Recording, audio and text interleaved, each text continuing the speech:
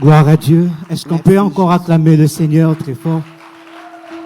Le Seigneur merveilleux, le Dieu qui nous a aimés, le Dieu qui nous a choisis. Il est merveilleux, ce Dieu.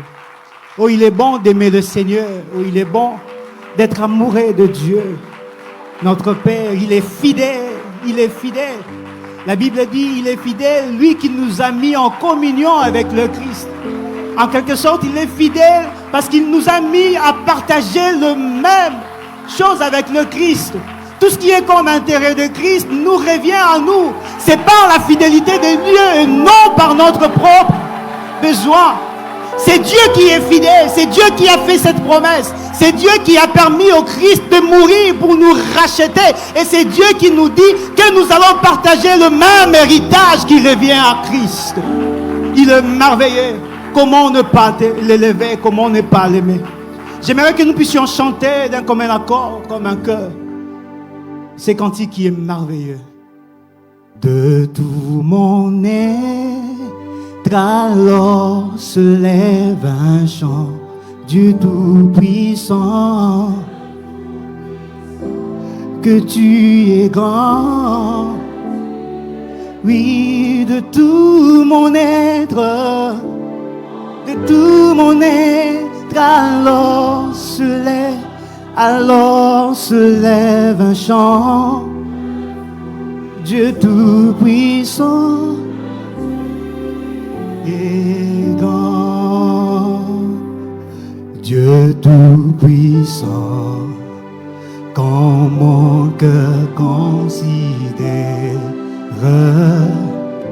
tout l'univers créé par ton pouvoir, le ciel d'azur et les tonnerres, le clair matin ou les ombres du soir, de tout mon être. Alléluia. Alors se lève un chant. Dieu Tout-Puissant. Oh oui, que tu es grand, mon Dieu. Tu es grand, mon roi. Alors se lève un chant.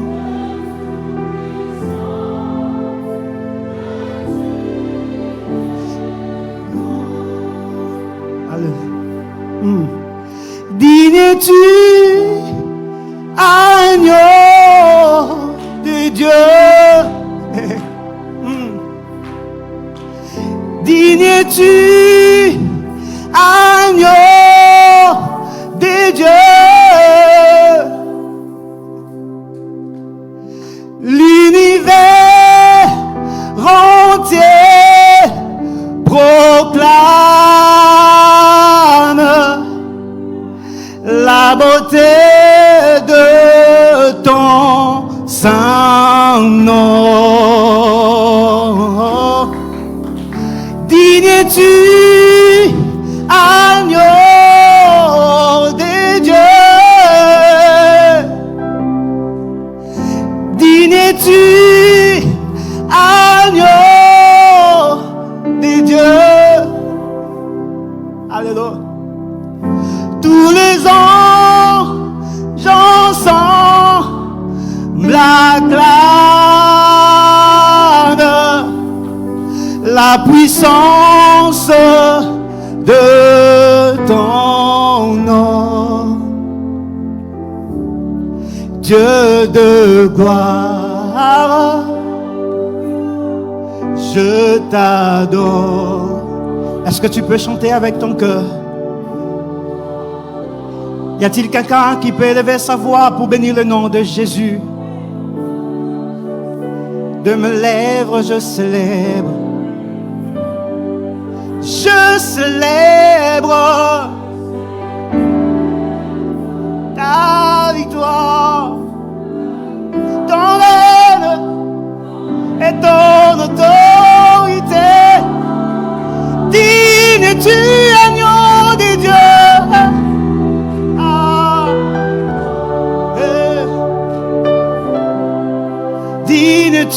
l'agneau de Dieu.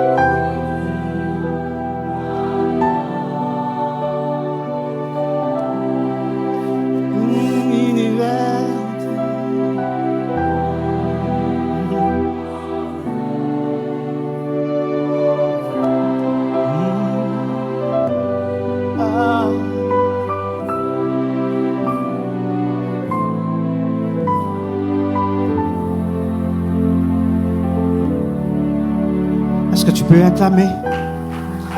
Acclame bien le roi. Acclame bien.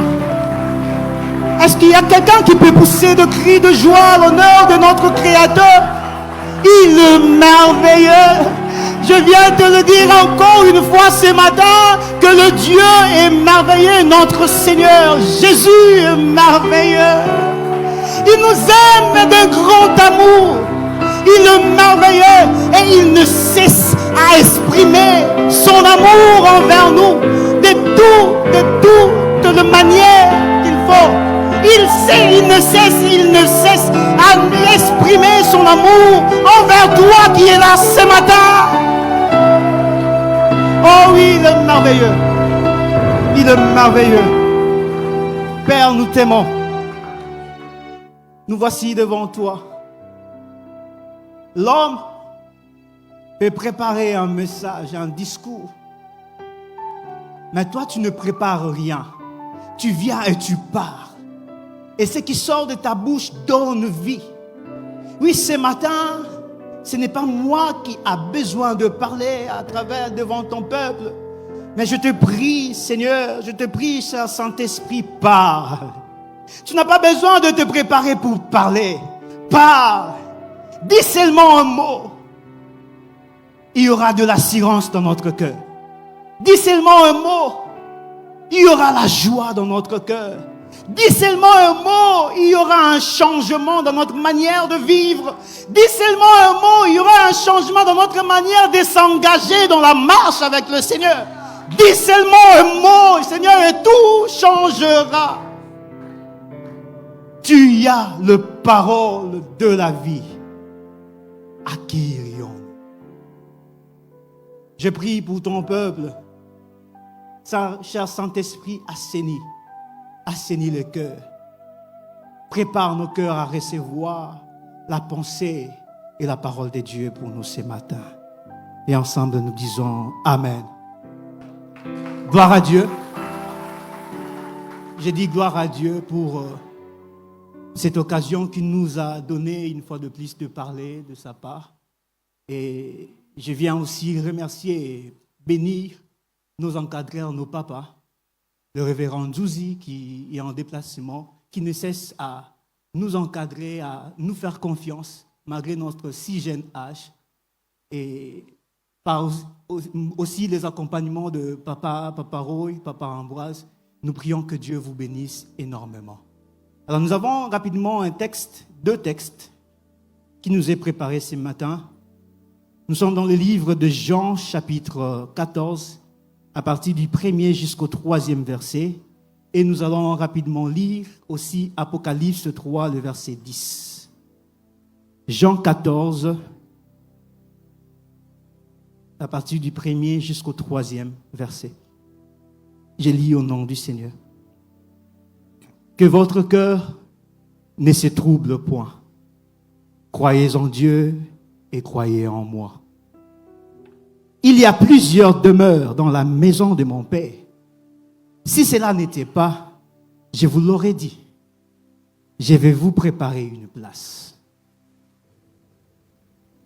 Et lorsque je m'en serai allé et que je vous aurai préparé une place, je reviendrai.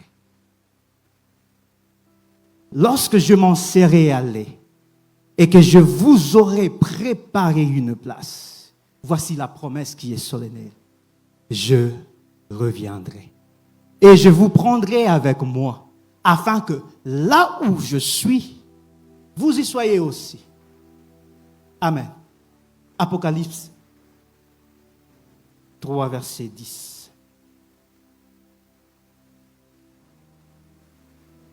Parce que tu as gardé la parole de la persévérance en moi. Je te garderai aussi à l'heure de la tentation qui va venir sur le monde entier pour éprouver les habitants de la terre. Parole du Seigneur. Nous pouvons reprendre nos places. Ce matin, le Seigneur me met à cœur de nous partager ces grands thèmes. Notre thème de ce matin s'est intitulé « L'enlèvement », l'expression de l'amour de Christ pour l'Église. Amen, amen. Y a-t-il quelqu'un qui a saisi ce thème? L'enlèvement, c'est quoi? C'est l'expression de l'amour de Christ pour son Église. Alors, l'objectif de ce matin n'est pas pour nous amener à vivre ou à penser de l'enlèvement comme un événement si fatal, comme une fatalité, comme un événement si redoutable. Mais le but de ces messages ce matin, c'est de nous amener à comprendre et à recevoir l'enlèvement de l'Église comme une preuve d'amour. De qui? De Christ pour son Église. Oui, l'enlèvement n'est pas une fatalité. Il ne faut pas penser, il ne faut pas se faire de film dans sa tête que non. Quand on nous parle de l'enlèvement, comment sera-t-il? Comment sera ce jour-là? Comment vivrons-nous cet événement? C'est comme si il y a des pensées d'un film plutôt d'horreur dans nos têtes. Mais or, en réalité, ce n'est que l'expression de l'amour de Dieu. Ce n'est pas une fatalité. Ce n'est pas un événement si redoutable. Et aujourd'hui, ce matin, si Dieu se permet de nous parler, de nous faire parvenir ces messages, c'est afin que nous vivions dans l'espérance, la préparation et la joie de cette rencontre. Amen. Amen. Est-ce qu'il y a quelqu'un qui veut recevoir l'enlèvement comme l'expression de l'amour de Dieu ce matin? Oui, rapidement, qu'entendons-nous par l'Église? Parce que le mot, la personne qui bénéficie de l'expression de l'amour de Christ, c'est l'Église. Qu'entendons-nous parler par l'Église? Étymologiquement, ce mot vient du grec, qui veut dire ecclésia, du verbe ekkaleo, qui veut dire appeler hors de. L'Église est donc appelée hors d'une entité, ou bien hors du monde, comme on aime bien le dire. Et Jésus emploie pour la première fois ces mots Église dans le livre de Matthieu, chapitre 16, verset 18. Et le mot Église va devenir d'un usage si courant dans le Nouveau Testament. Et remarquons cependant que ce terme ne désigne jamais un bâtiment ni un lieu de culte, comme c'est le cas aujourd'hui. Parce que plusieurs d'entre nous, quand on leur demande de définir l'Église, ils pensent directement que l'Église, c'est beau cadre, c'est beau bâtiment. En réalité, ce n'est pas ça l'Église. Ils pensent que l'Église, c'est le lieu où nous venons pour prier. N'accueillir Église. En réalité, l'Église n'est pas le lieu où nous partons, où nous allons pour prier. Et par définition, c'est là qu'il y aura maintenant une séparation. Chacun va se comprendre s'il est réellement Église ou il ne fait pas partie de l'Église. Par définition, dans son essence, écoutez, dans son essence, l'Église est la communauté de tous les croyants de la nouvelle alliance. Que le lien de la foi et l'action régénératrice du Saint-Esprit unissent d'une façon vitale à Jésus. Amen. Est-ce que quelqu'un a compris cette définition? Je le répète encore. Quand nous parlons de l'Église dans son essence, c'est-à-dire ce qui fait que l'Église soit Église, ce qui fait que l'Église soit comme telle, c'est que l'Église est un groupe de personnes qui ont reçu Jésus comme leur Seigneur et leur Sauveur. 1. Qui croient en lui, qui croient en Jésus-Christ. 2. Et elles sont unies par leur foi et transformées par le Saint-Esprit. Ensemble, elles forment une communauté liée à Jésus, vivant selon ses enseignements. C'est ça qu'on appelle Église. L'Église n'est donc pas un lieu où nous sommes réunis comme aujourd'hui, ce matin, dans un beau cadre pour adorer, pour prier. Non. Mais en réalité, l'Église, c'est l'ensemble de, de toutes les personnes, de toute la communauté, de tous les croyants qui croient à Jésus-Christ. De tous les croyants de la nouvelle alliance qui ont donné leur vie à Jésus-Christ et qui subissent par la foi et par l'action du Saint-Esprit une régénération, un changement total. L'Esprit Saint vient maintenant pour créer l'action de nous transformer, pas pour nous transformer à garder la même image, mais à ressembler de plus en plus à Christ. Et c'est là alors que l'Église devient attachée intimement à Christ et nous vivons selon les enseignements de Christ. Si tu veux être appelé Église, il faut d'abord qu'on remarque ces changements que le Saint-Esprit a opérés dans ta vie. Qu'on ne remarque plus que tu es toujours la même personne. Parce qu'en réalité, quand on a accepté Jésus et que le Saint-Esprit est venu sur nous, le Saint-Esprit a commencé à poser cette action qui nous régénère, nous nous transformons à l'image de la gloire de Christ. Amen. Nous nous transformons à l'image de la gloire de Christ. Cette église spirituelle est donc le corps de Christ, le corps du Seigneur. On devient membre de cette église par le baptême de l'Esprit. Quand on parle de l'église, elle est universelle, c'est parce que les enfants de Dieu de tout le pays et de tous les milliers en font partie. Et qu'elle comprend également tous les rachetés déjà recueillis auprès du Seigneur. L'église, elle est incarnée sur la terre en des membres vivants et agissants. Dont le monde, écoutez, dont le monde doit constater l'amour fraternel. Le monde doit remarquer les bonnes œuvres. Et le monde doit entendre les fidèles témoignages de Christ. Amen, amen. Si nous sommes réellement Église, transformée par le Saint-Esprit, il y a trois grandes choses que le monde doit réellement remarquer en nous. La première des choses, il doit constater qu'en l'Église, il y a réellement l'amour fraternel. Parce que Christ nous a donné cela comme une recommandation. Aimez-vous les uns les autres. Oh, combien aujourd'hui l'Église ne manifeste plus l'amour fraternel. L'Église s'entretue entre elles. Amen. Nous commençons maintenant à nous empoisonner entre nous-mêmes dans l'Église.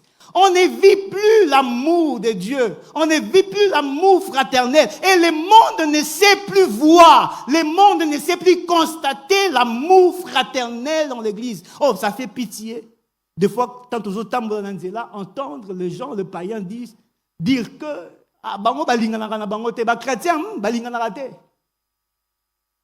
en réalité, si nous sommes réellement Église, ce monde-là du dehors, ceux qui ne croient pas en Jésus, doivent absolument constater en nous cet amour qui nous unit.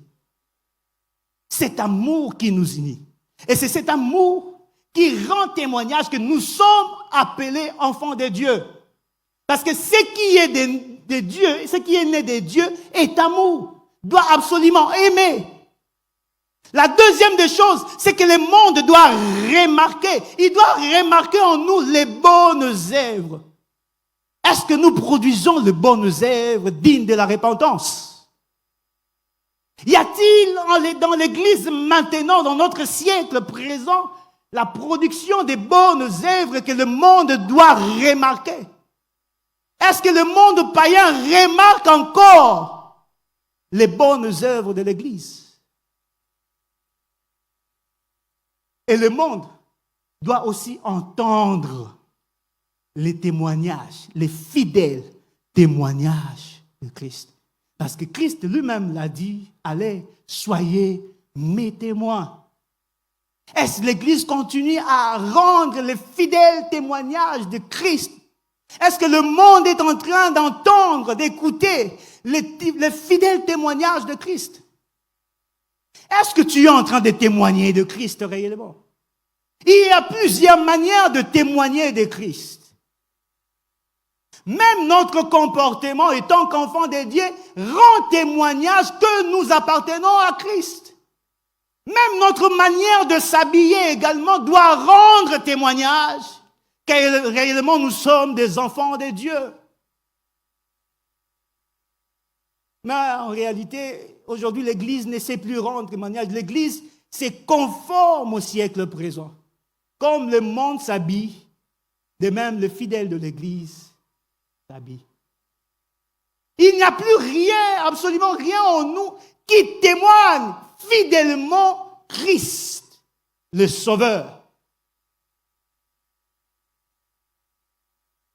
Le monde a besoin d'entendre ces fidèles témoignages. Et le rapport entre Christ et l'Église est magnifiquement illustré par le Nouveau Testament. Christ est la tête. Il est le chef du corps de l'Église.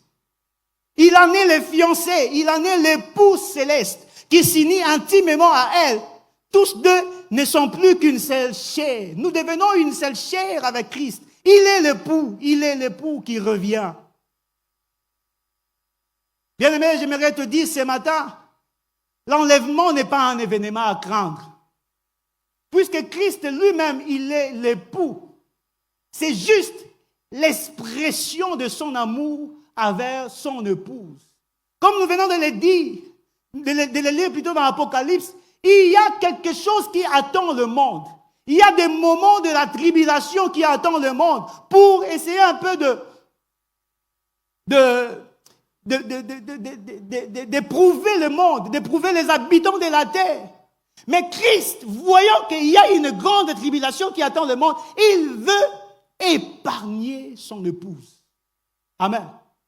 Voilà l'expression qu'on appelle l'enlèvement. Il s'est dit que non, il y a de grandes choses qui sont fixées. Il y a la fin du monde. Il y a de grandes tribulations que plusieurs ne sauront pas supporter. Alors je ne veux pas que mon épouse vive ces grandes tribulations, raison pour laquelle il dit son expression, c'est que je dois enlever mon église, l'épargner afin qu'il ne vive pas le grand jour de tribulation qui attend le monde pour l'éprouver. C'est ça, au fait, l'expression de l'amour de Dieu. L'enlèvement n'est pas un événement à craindre, mais plutôt un événement glorieux pour l'Église. Oh, quelle bénédiction pour l'Église. Quel honneur pour des hommes si faibles et si misérables que nous sommes en nous-mêmes. Le Seigneur, dans son immense amour, fait constamment ce qui est nécessaire pour que nous jouissions de sa communion là où il est. Il fait absolument le nécessaire. Que votre cœur ne se trouble point. J'aimerais que tu dises à ton voisin que son cœur ne se trouble point. Que votre cœur ne se trouble point. Notre précieux Sauveur a fait lui-même tout le nécessaire pour le bonheur présent et éternel de ses bien-aimés. Amen. Ton Sauveur, ton Seigneur Jésus, dans son immense amour, il a fait tout le nécessaire pour ton bonheur présent et futur dans sa présence, là où il est. Il nous rend premièrement propres pour la présence de son Père. Parce qu'il a dit, il va vers son Père, là où dans la demeure de son Père, il y a plusieurs demeures. Il va pour le préparer, parce que pour que nous puissions entrer dans cette demeure, il veut absolument, il fait le nécessaire pour nous rendre d'abord purs dans la présence de son Père. C'est par l'œuvre de la croix. Il a accepté d'abord de mourir sur la croix afin d'expier tous nos péchés, nous rendre propres et purs pour que nous ayons accès dans la présence de Dieu son Père. Qu'est-ce qu'il a fait encore de nécessaire? Il nous a préparé une place dans la maison de son Père. Dieu, Jésus-Christ, nous a préparé une place. Il a dit, si ce n'était pas le cas, il n'allait rien nous dire. Mais puisqu'il a dit lui-même, moi je suis sûr et certain que cette promesse est vraie, qu'il y a une place dans la maison de son Père où je vais demeurer parce qu'il m'a rendu pur par l'œuvre de la croix afin que je sois et que je demeure dans sa présence. C'est parce que j'avais péché. C'est par le péché d'Adam et Ève que le péché est entré et m'a séparé de la présence de mon Créateur. Je n'avais plus accès dans cette présence, mais il a accompli le nécessaire en mourant sur la croix, afin de me purifier de tous mes péchés, afin d'expier le forfait qui me condamnait, pour me rendre pur et que je demeure, que j'entre en nouveau dans la maison, dans la présence de mon Père. Il a fait le nécessaire. Il a accepté la mort. C'était le nécessaire. Et dans cette maison, il est dit lui-même qu'il y a plusieurs demeures. Plusieurs ne signifie pas quelques-unes seulement, mais plusieurs signifie que le demeure qu'il y a dans les cieux est disponible pour tous, est disponible pour tous les hommes. Si seulement tu acceptes le Seigneur comme ton sauveur et que tu donnes ta vie à Jésus, il y a une place qui t'est réservée là-haut, dans la maison du Seigneur. Jésus veut nous avoir tous dans ces lieux bénis que lui seul connaît et apprécie. La troisième des choses qu'il a fait de nécessaire, il a dit, il reviendra lui-même nous chercher pour nous y introduire. C'est pas comme dans l'histoire d'Isaac, Rebecca et Abraham. Là, Abraham a envoyé un serviteur pour aller chercher pour Isaac une femme. Ce n'est pas Isaac qui est allé chercher Rebecca. En quelque sorte, nous vivons une manifestation de l'amour qui est un peu diminuée chez Isaac. Mais ici, parce que Christ a aimé l'Église, il n'enverra pas un ange, il n'enverra pas qui que ce soit, mais il fait la promesse que lui-même reviendra. Si Abraham a envoyé Eliezer, Jésus n'enverra jamais un ange. Pour prouver son amour, qu'il t'aime réellement, il le dit lui-même, je reviendrai. Je reviendrai pour te prendre. Je reviendrai pour vous prendre. Parce que là où je suis, je veux que vous y soyez aussi. L'apôtre Paul dit aussi, pour affirmer la promesse de Jésus, il dit dans 1 Thessaloniciens 4,16, le Seigneur lui-même descendra du ciel. Il a reçu cette révélation. Parce que Jésus veut ça affirmer que sa promesse est vraie et réelle, qu'il lui-même reviendra. Et l'apôtre Paul reçoit la révélation et il est dit que le Seigneur lui-même fera quoi? Descendra du ciel. Amen, amen. Est-ce qu'on peut acclamer le Seigneur?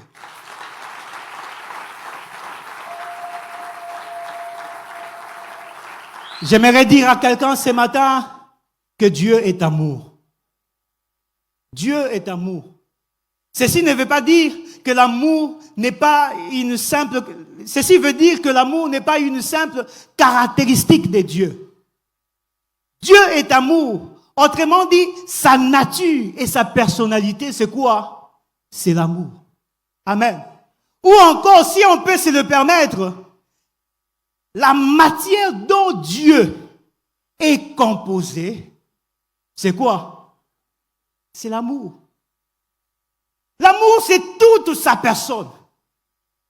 C'est lui-même Dieu. Quand on parle de l'amour, on voit Dieu. En réalité, ce n'est pas que Dieu soit rempli d'amour. Parce qu'en réalité, l'amour, c'est lui. Il n'est pas rempli d'amour, mais par contre, l'amour, c'est qui? C'est Dieu. La Bible dit que quiconque aime est né de Dieu et connaît Dieu. Et celui qui n'aime pas n'a pas connu Dieu. Qu'importe le don spirituel et la révélation que l'on peut avoir de Dieu, si l'amour n'est pas en nous, c'est qu'en réalité, nous n'avons pas encore réellement connu le Dieu que nous professons servir.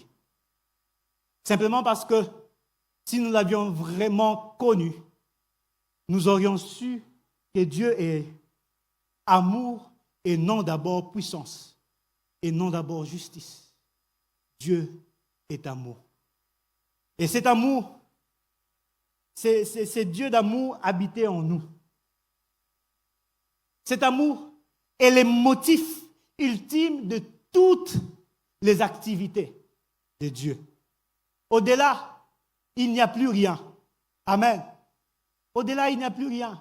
L'amour de Dieu, c'est en fait le motif ultime de ce qu'il accomplit chaque jour dans nos vies. S'il a renouvelé ton souffle ce matin, le motif ultime, c'est l'amour. Amen. S'il te fait des promesses de paix et de bonheur dans ta vie, le motif ultime, c'est quoi? C'est l'amour. Et s'il dit qu'il t'épargnera au jour de la tribulation, le motif ultime, c'est l'amour. Et s'il dit qu'il reviendra pour te prendre, le motif ultime, c'est quoi? C'est l'amour. S'il nous promet une meilleure vie demain, le motif ultime, c'est l'amour. Même quand le médecin on dit que cette maladie est incurable, et si Dieu étend sa main puissante pour te guérir, le motif ultime, c'est l'amour. C'est parce qu'il nous aime. Et la Bible dit que c'est par ces meurtrissures que nous sommes guéris. Le motif ultime de toutes ces activités dans notre vie, c'est l'amour. Cet amour unit l'une à l'autre les personnes de la Trinité. Cet amour explique même le choix d'Israël. Deutéronome 7, 6, 8 dit « Tu es en effet un peuple saint pour l'Éternel ton Dieu. Il t'a choisi parmi tout le peuple qui se trouve sur la surface de la terre, pour que tu sois un peuple précieux. Si l'Éternel s'est attaché à vous et vous a choisi, ce n'est nullement parce que vous êtes plus nombreux que les autres peuples. En fait, vous êtes le moindre de tous. Mais c'est parce que l'Éternel vous aime. Vous comprenez combien l'amour est en train d'expliquer le choix qu'il a fait pour Israël. Il dit encore, c'est pas dans ce choix qu'il a fait pour Israël, c'est dans une intention miséricordieuse pour toutes les nations. Nous le retrouvons dans Genèse 12, 3. La Bible dit, « Je bénirai ceux qui te béniront. » Toutes les familles de la terre seront bénies à travers toi, Israël. Si Dieu se permet dans son amour de choisir Israël, c'est aussi dans une intention miséricordieuse pour toutes les nations. Même le Congo est béni à travers Israël. Parce que la Bible dit, je bénirai tout celui qui fera quoi? Qui te bénira. Cet amour s'étend au monde et se manifeste par le don du Fils unique et sa mort pour l'humanité, pour nous sauver. Cet amour promet et remplit ses bien-aimés de son Esprit Saint. Cet amour implique que les rachetés soient à leur tour remplis d'amour pour Dieu et pour leurs frères. Cet amour nous a fait une promesse de nous garder au moment du malheur, comme nous venons de le dire, à l'heure de la tentation qui va venir sur le monde entier pour éprouver les habitants de la terre. C'est là que nous parlons de l'enlèvement de l'Église, expression de l'amour. Dieu, expression de l'amour de Christ pour l'Église. Bien-aimés, si le Christ a fait cette promesse qu'il reviendra nous prendre, s'il nous dit qu'en réalité dans la maison de son Père il y a plusieurs demeures, c'est que cet enlèvement que l'Église doit vivre est une nécessité. Amen. L'enlèvement est une nécessité. Je viens encore te le dire ce matin que l'enlèvement est une nécessité et cela implique que l'Église doit se préparer pour le vivre. Hélas, comme le pouls tarde encore, le croyant, aussi bien que le non-croyant, ont perdu de vue de la pensée du retour de Christ. Plusieurs d'entre nous, que nous soyons croyants ou non-croyants, nous avons déjà perdu de vue la pensée du retour de Christ. L'influence endormante de la nuit a produit ses effets sur les uns comme sur les autres. Vous savez, il faut une énergie constante pour ne pas s'endormir pendant la nuit. Amen. Parce que c'est naturel pour tout homme de s'endormir pendant la nuit. Mais pour ne pas s'endormir pendant la nuit, il faut une énergie qui soit constante, qui va nous permettre de ne pas dormir. Aussi, il faut qu'il y ait un objet qui nous captive l'attention. Et pour l'Église, pour ne pas s'endormir pendant que le monde est en train de nous influencer à dormir, à perdre de vue la pensée du retour de Christ, l'objet qui doit captiver notre pensée pour ne pas s'endormir, c'est Christ. Amen. C'est Christ. Rapidement, nous allons voir dans le livre de Genèse l'exemple d'un homme qui a vécu l'enlèvement et ce qu'il nous enseigne. La Bible dit dans Genèse chapitre 5, j'aimerais qu'on le lise, Genèse chapitre 5, à partir du verset 22 jusqu'à 24, je pense. Alors, Enoch, c'est cet homme qui va nous enseigner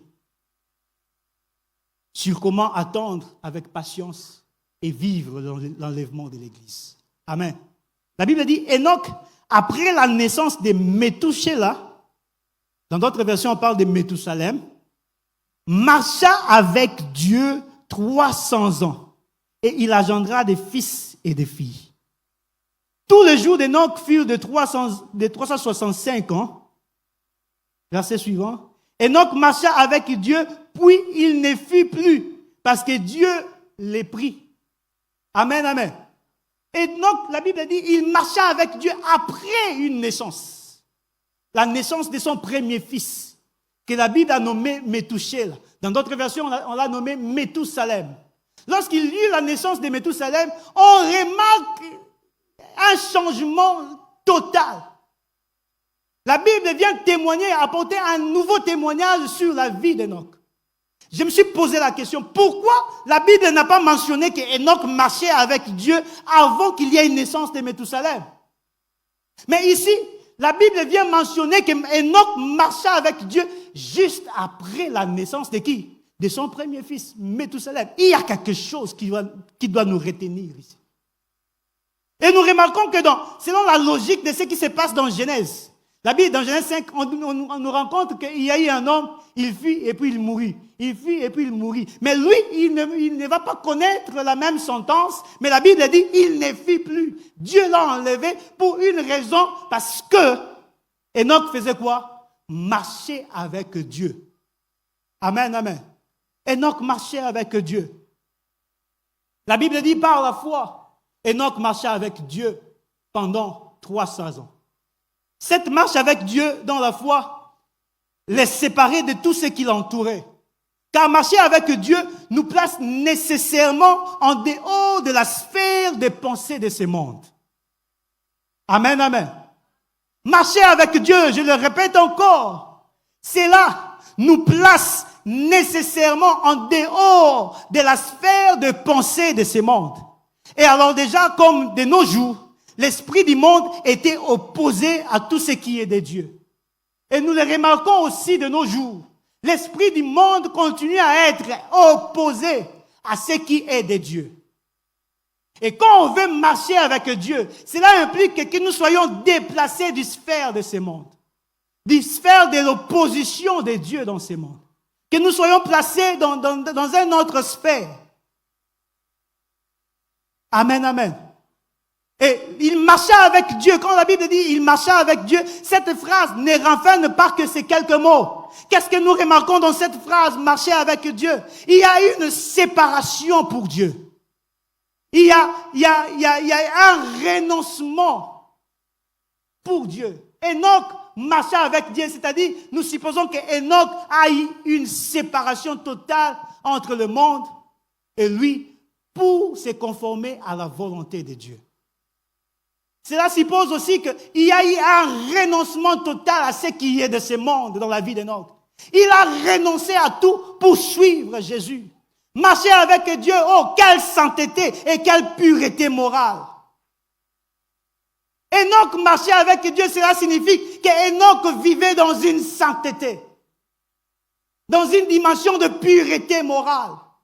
Oh, combien le monde est rempli d'immoralité. Nous les voyons partout, même quand nous défilons dans Facebook, nous voyons qu'il y a des choses immorales qui défilent aussi. Mais marcher avec Dieu dans la vie d'Enoch implique qu'il y a eu une séparation, il y a eu une pureté morale pendant que le monde vit dans l'immoralité. Marcher avec Dieu, oh quelle grâce, quelle douceur. Ah, imaginez que tu marches à côté, il y a Dieu.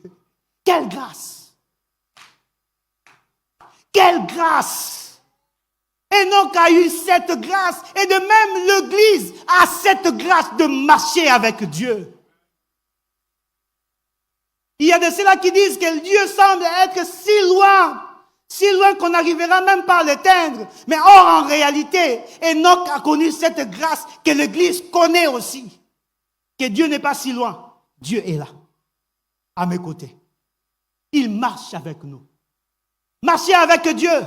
Quelle humilité, quelle tendresse.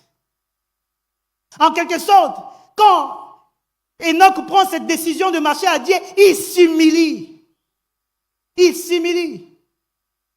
Marcher avec Dieu, quel zèle, quelle énergie. Parce que ce n'est pas facile de persévérer dans la marche avec Dieu. Il faut une énergie qui surpasse même nos faiblesses.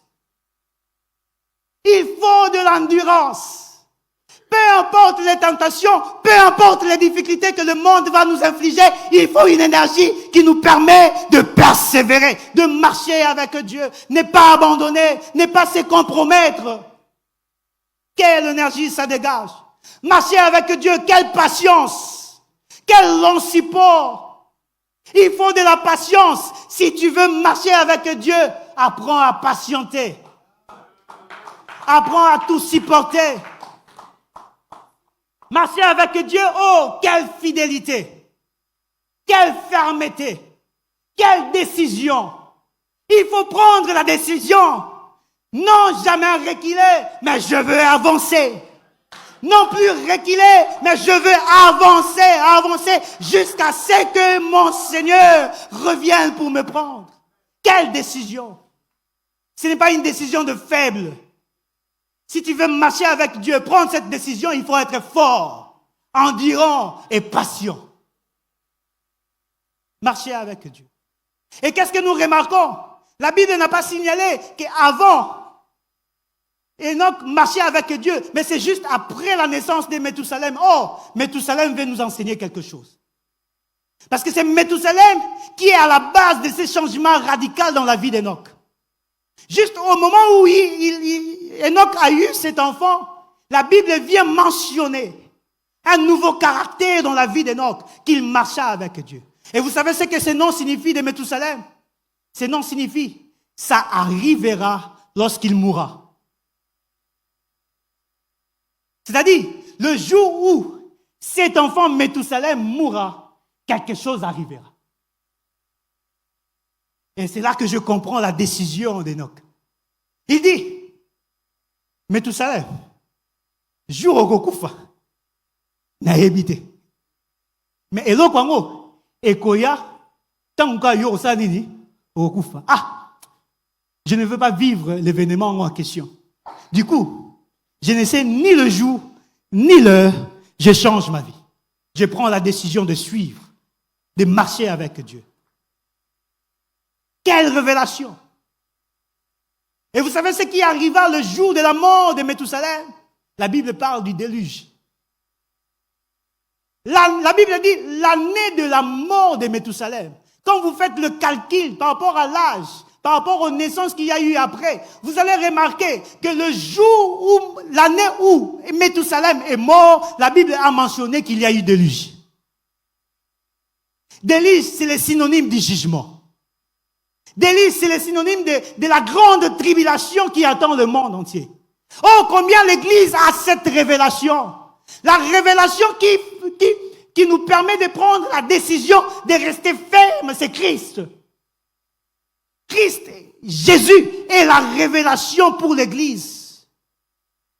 Si, bien-aimé, tu reçois la révélation de Dieu, tu prendras la décision comme Enoch de marcher avec Dieu d'endurer, de persévérer, d'être patient, parce que on ne connaît ni jour, ni l'heure de son retour. Il n'a révélé cela à personne. Seul Dieu le Père le connaît. Puisque seul Dieu le Père le connaît, moi je ne connais ni le jour, ni l'heure de son retour. Oh!